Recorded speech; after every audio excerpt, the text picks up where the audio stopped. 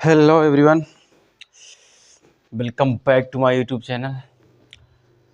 तो आप सभी छात्रों एवं छात्राओं यानी मेरे प्रिय मित्रों का स्वागत है। हम एक बेसिक से एक चीज़ पढ़ाने जा रहे हैं जहाँ पर आपको होता तो सबको पता है, पता तो सबको तो होता है कि हो क्या क्या होता है वो, बट उसके बारे में जानकारी फुल नहीं होती और उसका बेस भी क्लियर नहीं होता किसी का, है ना। तो मैं ज़रा सा याद दिला दूं जैसे आपको, तो आप लोग को एक प्रॉपर्टी याद आती है, side angle side angle side angle angle angle side, वो उस टॉपिक से। तो सीधा हम पॉइंट पे आते हैं, ट्रायंगल यानी त्रिभुज। ठीक, ये तो है चैप्टर क्लास 6-7 से ही, लेकिन हम चलिए हम क्लास 9th के एक बेसिक लेवल से पढ़ाते हैं। क्लास 9th का ये चैप्टर 7 है। ओके, तो हम यहाँ पर जब पढ़ाएंगे आपको ट्रायंगल, तो उसमें आपको खुद पता चलेगा कि क्या सच है, क्या हमने ये पढ़ा ही नहीं था यार अभी तक, ये तक तो अभी हमने देखा ही नहीं था, मतलब ये हम तो जाने ही नहीं थे क्या होता है। ठीक, तो ऐसी ऐसी बहुत सारी चीज़ें हैं जो आप नहीं जान पाए हैं और नहीं जान पाए थे। तो घबराइए मत, अच्छे से बिल्कुल आराम से बेसिक से समझा जाएगा क्या होता है। तो जैसे हम पूछ लें अगर कि त्रिभुज क्या होता है, त्रिभुज त्रिभुज यानी ट्रायंगल यानी ट्राई एंगल। ठीक, तो सबके ज़बान पे होगा, क्या होगा, कोई बता देगा हमें? ट्रायंगल। अब देखो हम साथ साथ में लिखाते रहेंगे उसको, आप लोग ये मत समझिएगा कि हम लेट कर रहे हैं, हम लपेट कर रहे हैं, हम कुछ भी, है ना। तो फिर हम अपने हिसाब से हम आपको बताना चाहेंगे, हम साथ साथ में आपको लिखाते रहेंगे। तो त्रिभुज का देखो एक डिफिनेशन लिख लो तुम लोग कि तीन भुजाओं से मिलकर बनने वाली आकृति, तीन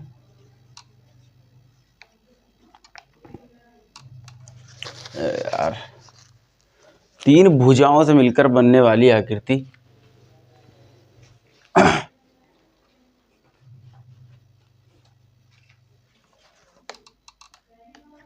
तीन भुजाओं से मिलकर, ठीक, या बंद आकृति, या बंद आकृति को ही, आकृति को त्रिभुज कहते हैं, को ही त्रिभुज कहते हैं। इतनी बातें अगर समझ में आई है तो बताइए, वीडियो क्लियर चल रही है कि नहीं?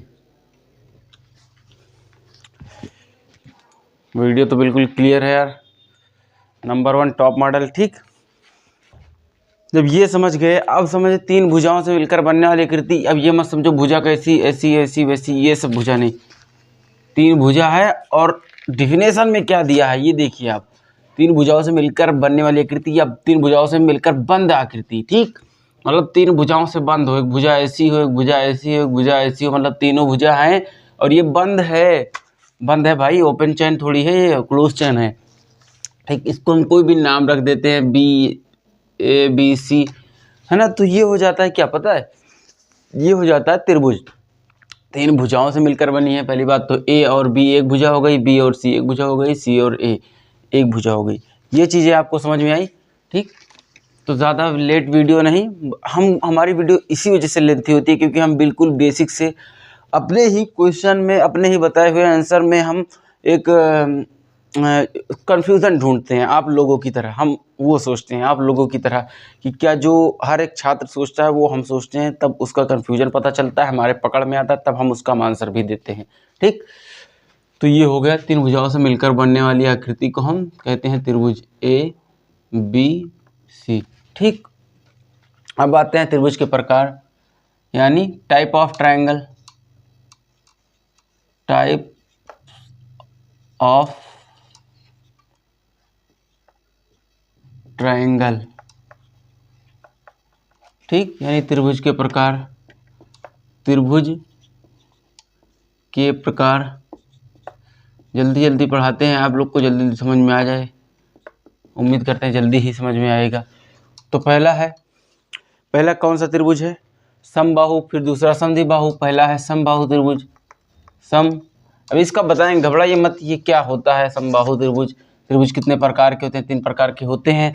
लेकिन अब इसमें समबाहु त्रिभुज क्या होता है, संधिबाहु त्रिभुज क्या होता है और विषम बाहु त्रिभुज क्या होता है, ये हम आपको बताएंगे। एक घबराइए मत। तो हम लिखते हैं पहला समबाहु त्रिभुज। समबाहु त्रिभुज, समबाहु त्रिभुज की अगर हम आपको बताएं, अगर हम आपसे पूछें कि इसकी डिफिनेशन, इसका अर्थ बताइए, समबाहु जो लिखा है ये वर्ड का अर्थ क्या होता है?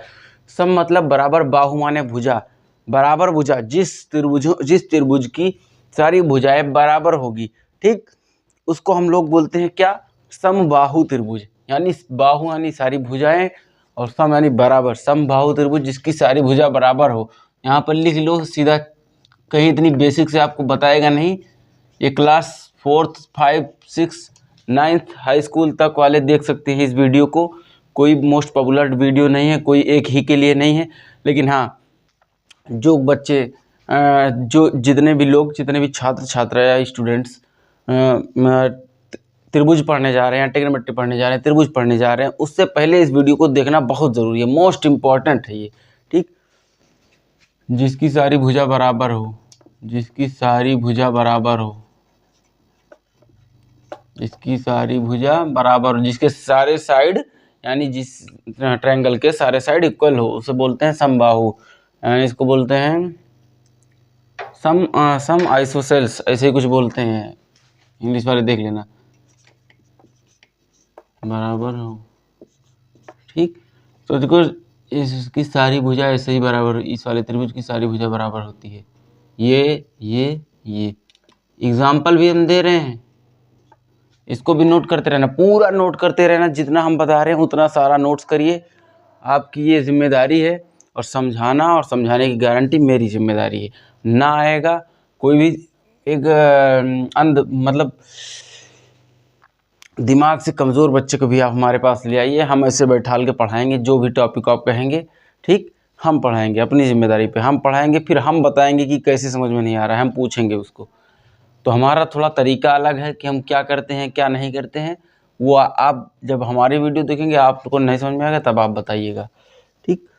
तो अब आता है इसकी सारी भुजा बराबर हो। दूसरा आता है क्या? दूसरा त्रिभुज क्या है? समद्विबाहु त्रिभुज। समद्विबाहु त्रिभुज, समद्विबाहु त्रिभुज ये क्या है भैया?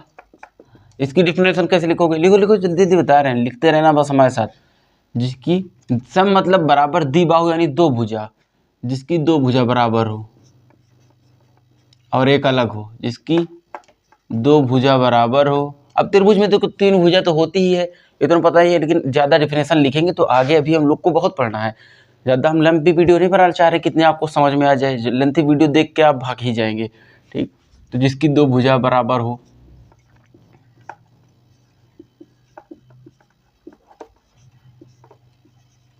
इतनी बातें समझ में आई। जैसे मान लो ये हो गया, ये हो गया, इसकी ये दो भुजा बराबर है, ये अलग है, इसको नाम दे दो ए बी सी, ठीक। या फिर अगर तो आपको ये नहीं समझ में आ रहा है तो ये दे दो,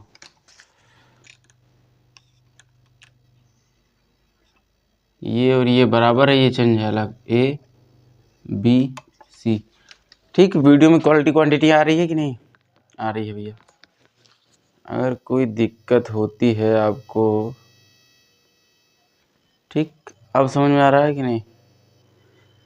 जितने भी लोग हो वीडियो देखो, क्वालिटी चेक करो और आगे बढ़ते रहो। अब हम आते हैं तीसरे पे। तीसरा क्या पॉइंट है? विषम बाहु त्रिभुज, विषम बाहु त्रिभुज, विषम बाहु त्रिभुज, विषम बाहु त्रिभुज। इतनी चीज़ें समझ में आ रही है कि नहीं बताओ? सीधा हम बताते जा रहे हैं और उसकी डिफिनेशन इतने मतलब प्रेम से हम लिखा रहे हैं, इतना बेसिक पॉइंट से, आप समझ नहीं पाए। तो विषम बाहु त्रिभुज जिसकी यार कोई भुजा, विषम मतलब बराबर ना हो, विषम हो, अलग अलग हो, बाहु मतलब भुजाएं, ठीक। तो जिसकी सारी भुजा विषम हो, सारी भुजा अलग अलग हो, अलग अलग हो, अलग अलग हो मतलब यहाँ पर उस अलग की मत लेना कि जैसे यहाँ अलग हो गया, ये अलग हो गया, ये वाला अलग नहीं भाई। उसका माप जो होता है, मेज़र जो होती है, ठीक, वो कितने मीटर डिस्टेंस में है, उसकी कितनी डिस्टेंस है, उसकी कितनी मतलब मीटर, उसकी कितनी दूरी में है वो, ठीक। तो ऐसे ले लो ना,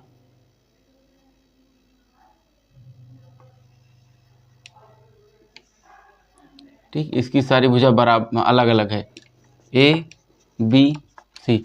इतनी चीज़ें समझ में आई तो हम चलते हैं सर अब आगे की ओर। कोणों के आधार पर त्रिभुज के प्रकार, ठीक। कोणों के आधार पर त्रिभुज के प्रकार हम लोग चलेंगे। ये इतनी बातें समझ में आई। अब देखो इतना नोट कर लें। अब हम नेक्स्ट पॉइंट पर चलते हैं। कोणों के आधार पर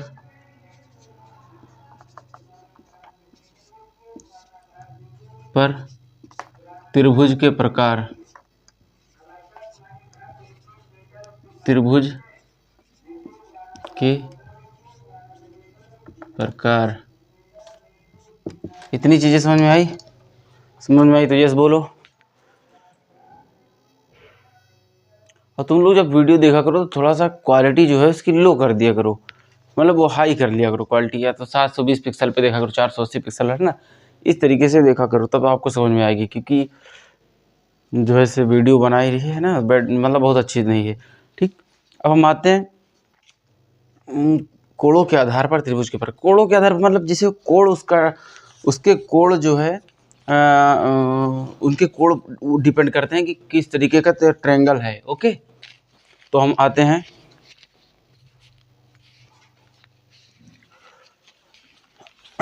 पहला तो है न्यून कोण त्रिभुज। न्यून कोण त्रिभुज,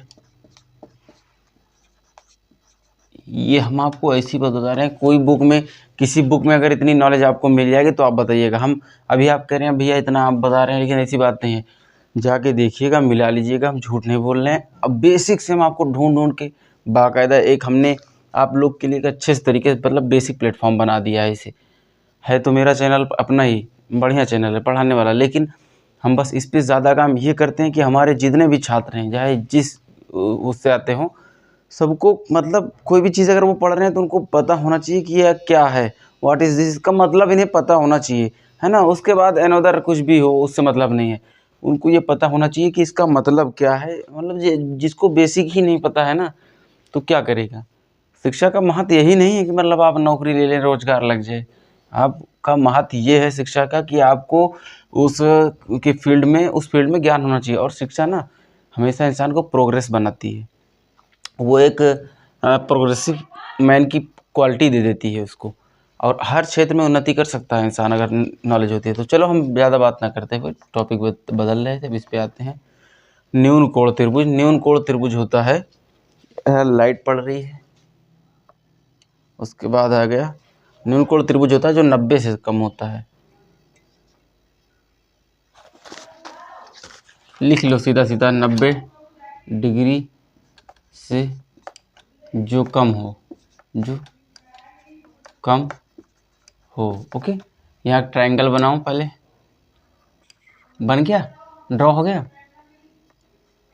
यहाँ पर लिखो 60, यहाँ पर लिखो 70, यहाँ पर लिखो 40, कुछ भी लिख दो, ए बी सी। मतलब इनका ये कहना है कि 90 से कम हो बस। अब दूसरा आता है क्या, दूसरा क्या आता है भैया, video quality and quantity, very good, ठीक। आते हैं, अब हम आते हैं समकोण त्रिभुज पे।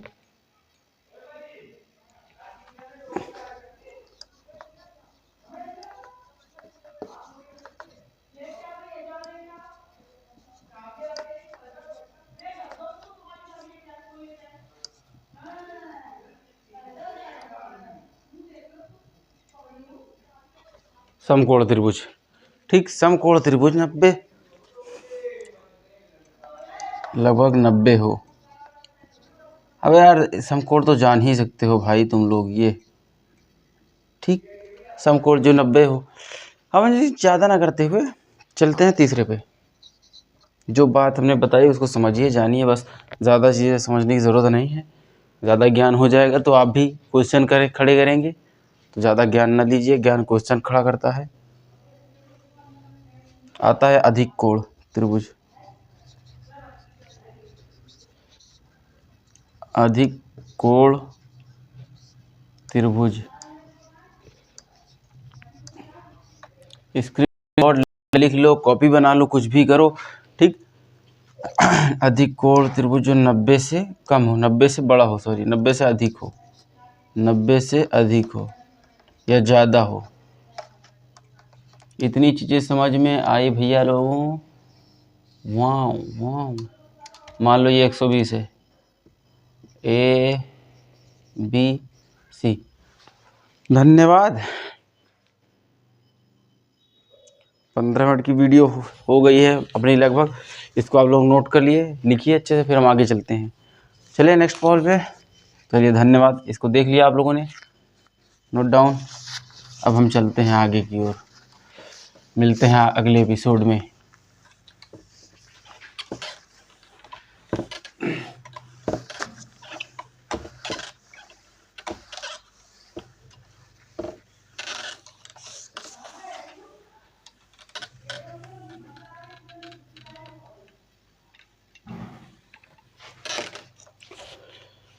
अब हम यहाँ पे चलते हैं, सर्वांग समता का रूप देख लिए, सर्वांग समता नियम जो पढ़ाया था। सर्वांग समता त्रिभुज आता है बुक में आपके, इंग्लिश मीडियम में, हिंदी मीडियम सभी में आता है। तो यहाँ पे लिख देते हैं पहले सर्वांग समता, सर्वांग समता त्रिभुज। अरे यार ये वाला सर्वांग सम, ये जो बना रहता है ये ऐसे ऐसे, इसको भी बोलते हैं सर्वांग सम। बोलो, यही होता है। अब सर्वांग सम त्रिभुज में हम आते हैं तो इसका डिफिनेशन है, इसकी डिफिनेशन पहले लिख लो। इसकी डिफिनेशन बहुत ही अच्छी है, आप लोगों को मतलब समझ में आना चाहिए। कुल मिला के इसका डेरिवेशन होगा भी, तो इसी सर्वांग सम त्रिभुज में आपको पता चलेगा side angle, side angle, side angle, angle side, side side angle, angle angle side वगैरह वगैरह, ठीक। तो हम चलते हैं इसका, वे त्रिभुज जिनकी संगत भुजाएं एक दूसरे के बराबर होती है। मतलब वे त्रिभुज जिनकी संगत भुजाएं, मतलब साथ की भुजाएं। वे त्रिभुज, अभी बताते हैं एग्जाम्पल से। वे त्रिभुज जिनकी संगत भुजाएं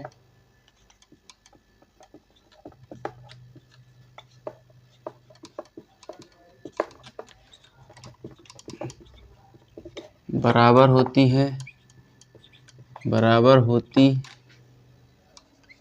है। समझ में आया? वे त्रिभुज जिनकी संगत भुजाएं बराबर होती है और संगत कोण एक दूसरे के बराबर होते हैं, और संगत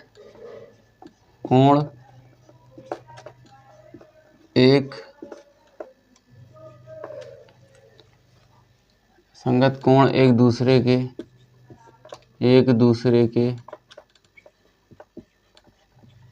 बराबर होते हैं। इतना चीज़ ठीक है? इतना चीज़ लिखिए जब तक आप लिखिए आप लोग, हम अपनी इंक में, मतलब इसमें मार्कर में इंक डाल दें। ओके, ठीक। इतना आप सबने देखा, इंक भी पड़ गई है। तो हम आते हैं सर्वांग समता नियम के ऊपर। अब इसमें देखो, वे त्रिभुज जिनकी संगत भुजाएं बराबर होती हैं। यार भाई देखो, ये जैसे त्रिभुज बना,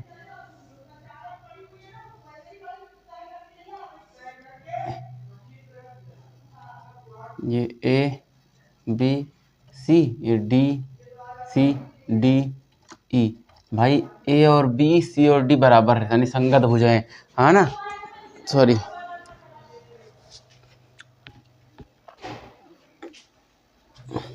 ये नहीं, जिसे A C बराबर है और AC बराबर BC, यानी BC की संगत भुजा AC बराबर है, ठीक।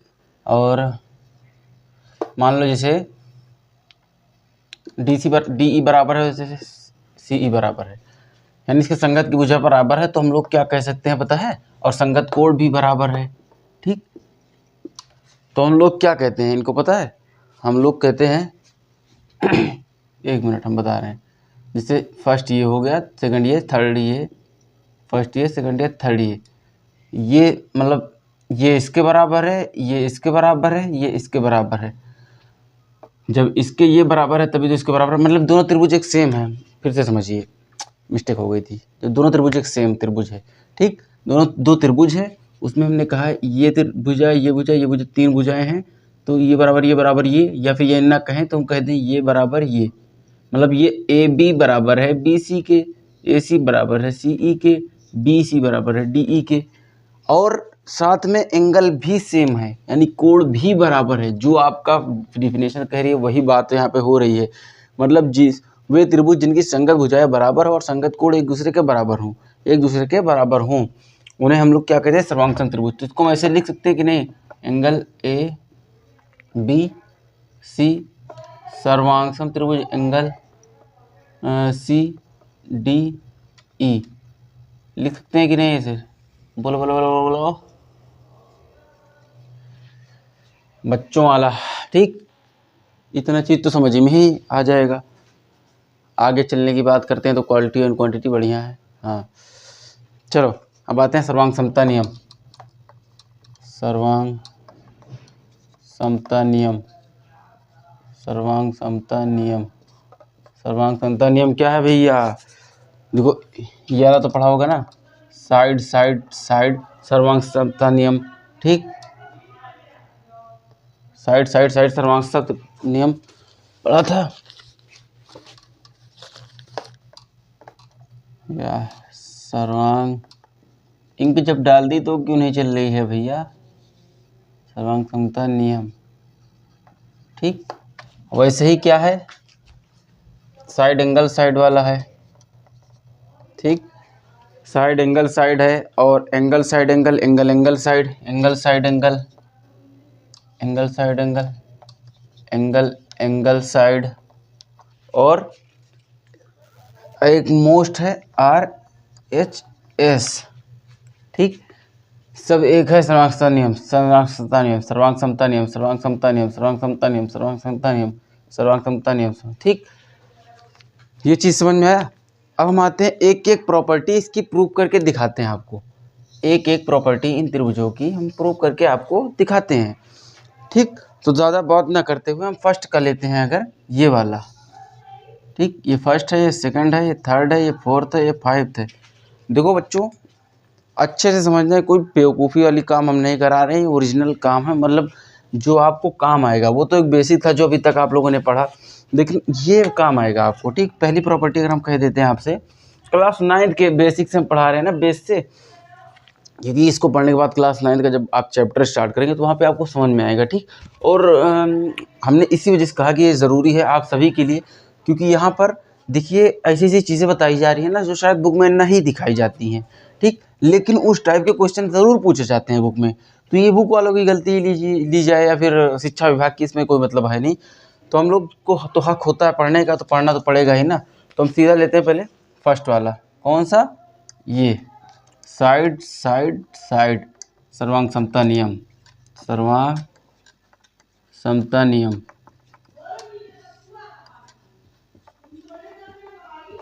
वीडियो बहुत लेंथी हो रही है, लेकिन हाँ आप लोग प्लेबैक स्पीड तेज करके पढ़िएगा और पक्का समझ में भी आएगा यार। ऐसी बात नहीं, हम खुद दावा करते हैं आपको समझ में ना, जब ना आएगा तो बताना, और ऐसा होना भी नहीं चाहिए, क्योंकि क्या इसमें नहीं समझ में आएगा बताओ? सब बच्चों वाली चीज़ है यार,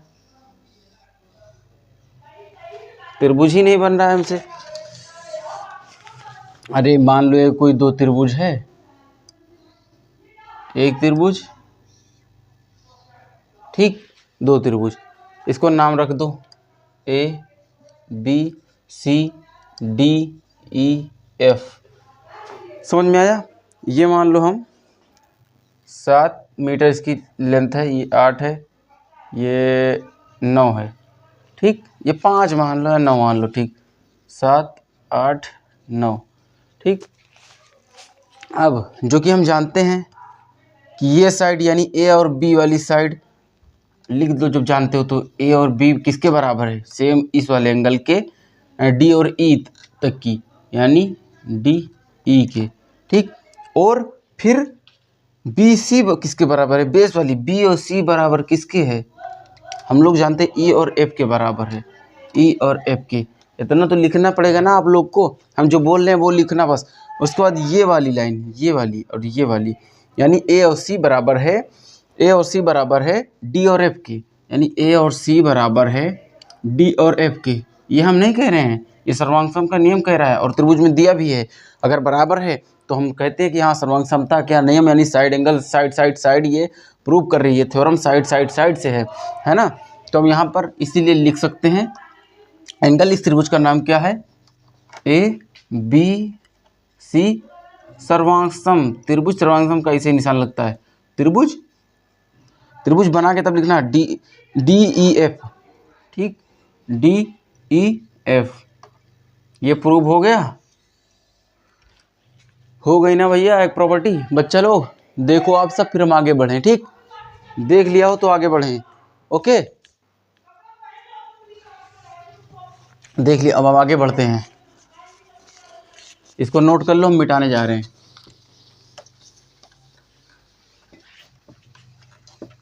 बहुत ही जल्दी हो रहा है सब काम, लेकिन बस आप सबको समझ में आ जाना चाहिए, ठीक। ये रहने दे, ये रहने दो सर जी, हैं।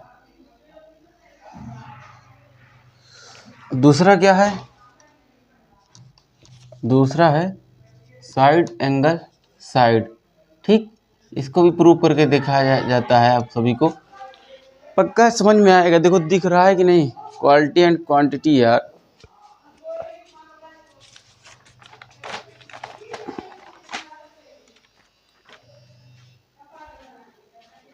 ठीक। पहले दो त्रिभुज इसमें भी ड्रॉ कर लो, दो त्रिभुज भाई लो बना लिया हमने। इसको नाम रख दो A B C, A B C D E F, अरे कुछ भी नाम रख दो यार, कोई मतलब है थोड़ी, पी क्यू आर रख दो, ठीक, उससे कोई टाइट पर नहीं है। ये मान लो 7 है मीटर, ये 6 है, ये मान लो 7 है, ये 6 है। बट क्या है, बट बताओ,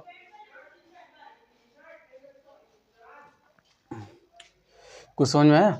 अब हम इसको क्या लिख सकते हैं, और पता है इसमें एंगल जो है ये वाला बराबर है ये वाला, तो जो इसमें दिया है लिख लो। देखो एक तो त्रिभुज था हमारे पास, ये 60 था 60 था, ये 7 था 60 था। देखो हमने देखा ये साइड और ये साइड बराबर थी, और ये वाली साइड भी, ये वाली साइड भी बराबर थी दोनों त्रिभुज की।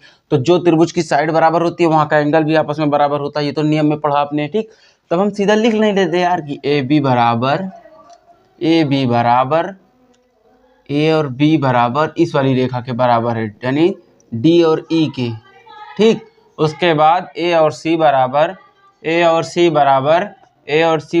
डी और एफ, ठीक, डी और एफ के।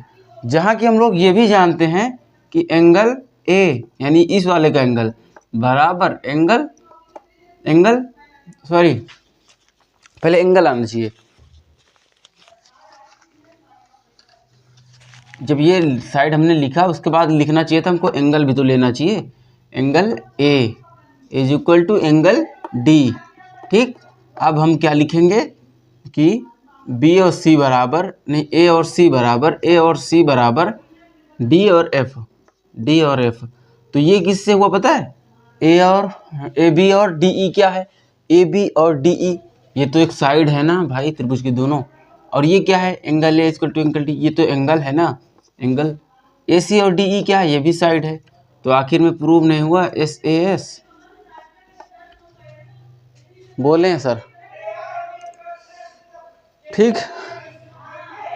तो हम क्या लिख सकते हैं यहाँ पर, त्रिभुज ए बी सी सर्वांग सम त्रिभुज डी ई एफ, किससे ये साइड एंगल साइड से, ठीक। इतना चीज समझ में आ गया।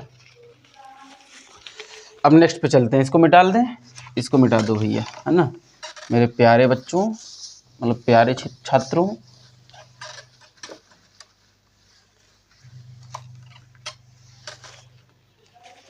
चले अब ये समझ में आया हो तो हम चलते हैं आपको आगे की तरफ झूला झुलाने लेके। ठीक, अब हम आते हैं एंगल साइड एंगल पे। तीसरा क्या है हमारा, angle side angle. Angle side angle क्या है गुरुजी, एंगल साइड एंगल क्या है गुरुजी, एंगल साइड एंगल क्या है गुरुजी। बनाओ भैया त्रिभुज दूठो बनाओ, बताइए। दो त्रिभुज ड्रा कर लिया आपने, यानी दो ट्रायंगल बनाया आपने। ठीक, ये भी एक सर्वसम के नियम है, इसको नाम दे दो ए बी सी। इसका अब की नाम तो दूसरा दो कोई, पी क्यू और आर। ठीक, के एलिमेंट कुछ भी डाल दो यार, रामू श्यामू काकू, है ना। ठीक, इसमें जो है एक एंगल पर साइड पहली बात तो बराबर है, ये मान लो 10 है, ये 10 है, और एंगल सॉरी पहले एंगल बराबर है, ए एंगल ये बराबर है एंगल। ठीक, ये एंगल आपस में बराबर है। उसके बाद साइड हो गया, अब एंगल ये बराबर है, ये मान लो 10 डिग्री है, ये 20 डिग्री, तो ये 20 डिग्री है, ये 10 डिग्री। इतना समझ में आया। अब जो हम लिखते क्या है पता है, पहले एंगल ही लिख लो। तो पहले हम लिखते हैं जहाँ कोण ए बराबर कोण पी। ठीक, इतनी चीज़ें समझ में आई आपको। ये कहाँ से आया, कोण ए पी क्या है, तो एंगल ही है ना। अब देखो हम एक उस पे आते हैं लाइन पे, ये और ये ए बी और पी क्यू, ए बी बराबर पी और क्यू।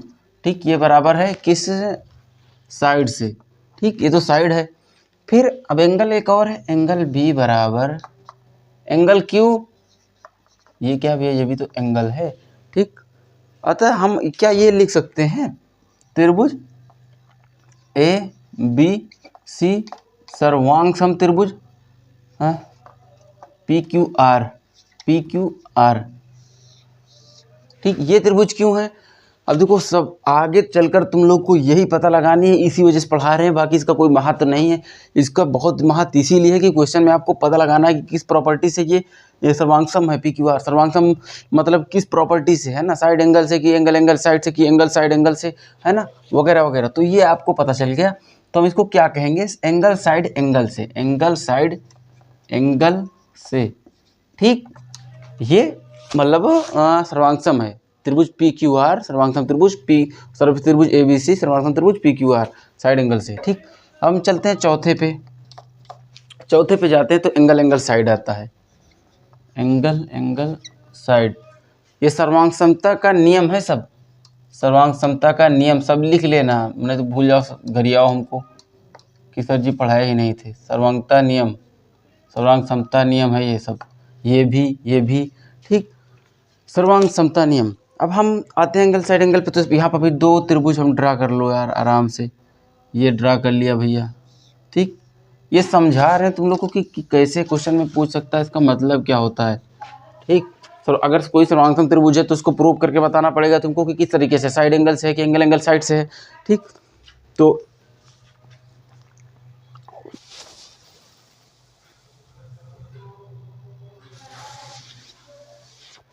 मान लो इस पर तुम ये एंगल और ये एंगल, ये एंगल बराबर है, ये एंगल और ये एंगल बराबर है। ठीक, इसका नाम है A B C P Q R, ये इसके बराबर है। ठीक, इसमें ए सी और पी आर इक्वल है, ये चीज़ समझ में आया। ए सी और पी आर इक्वल है, कुल मिला के हम इसको लिख सकते हैं angle A equal to angle P. ये कहाँ से है, एंगल ही तो है ये। और फिर लिख सकते हैं क्या हम, angle B is equal to angle Q, ये भी क्या है, ये भी तो एंगल ही है भैया।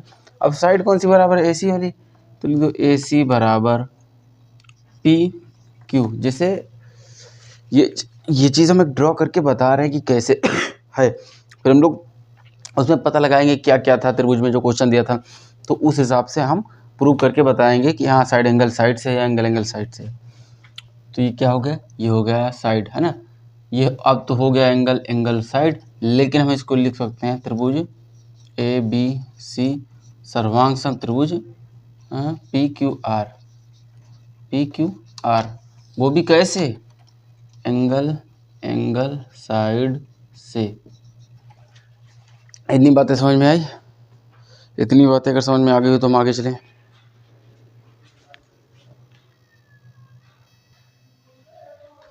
ठीक, इतनी चीज़ें समझ में आई आप सभी को? समझ में आई हो तो देख लीजिए, नोट करिए। अब चौथी प्रॉपर्टी हम लेके जाते हैं, वो जो कि सबसे मोस्ट इम्पॉर्टेंट है, वो बहुत ही मोस्ट इम्पॉर्टेंट है। ठीक, तो इतना आप लिख लें तो हम मिटा दें।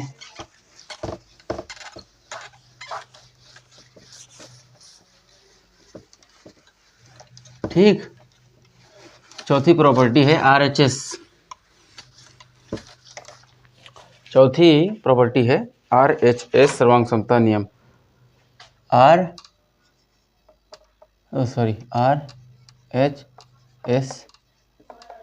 सर्वांग समता नियम, सर्वांग समता नियम। अब भैया देखो RHS तुम लोग को पता ही नहीं है क्या है। ठीक, तो क्या बताओगे? ये चौथी प्रॉपर्टी है। देखो R क्या होता है ना, R होता है, ये एक एंगल होता है 90 डिग्री का। ठीक, R 90 डिग्री का एंगल है, समकोण जिसको बोलते हैं, 90 डिग्री एंगल यानी समकोण।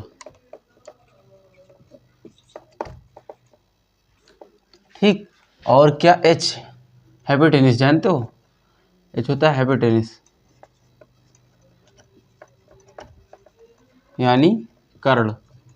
कर्ण क्या बोलते हैं इसको? कर्ण वाली रेखा, हाँ, त्रिभुज में जो कर्ण होता है। ठीक, फिर ये S तो जानते हो, ये है साइड यानी भुजा। ये चीज़ समझ में आई? अब हम इस पर 2 त्रिभुज ड्रा करते हैं। अब देखो इसमें समकोण है तो समकोण त्रिभुज तुमको ट्राई करना पड़ेगा। ठीक, दोनों में 90 90 दोनों में एंगल है।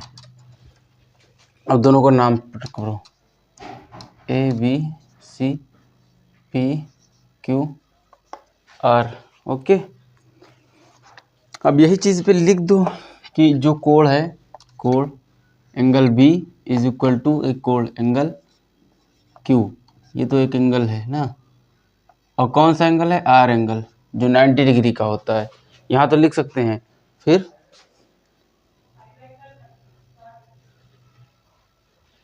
अब लिख दो तुम AC बराबर PR।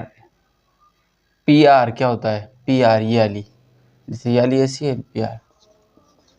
ये क्या है पता है? H, हाइपोटेन्यूस यानी कर्ण है। फिर अब साइड कोई भी ले लो, साइड ले लो AB या फिर QR। चलो ठीक है, AB ले लेते हैं। AB बराबर PQ, ये हो गया साइड। अब इसको हम लोग क्या ऐसे लिख सकते हैं? ऐसे ही तो लिख सकते हैं, एंगल ABC सर्वांगसम एंगल PQR। लेकिन किससे है प्रूव्ड? किससे है? अगर हम कहते तो इसको लिखना ऐसे पड़ेगा, RHS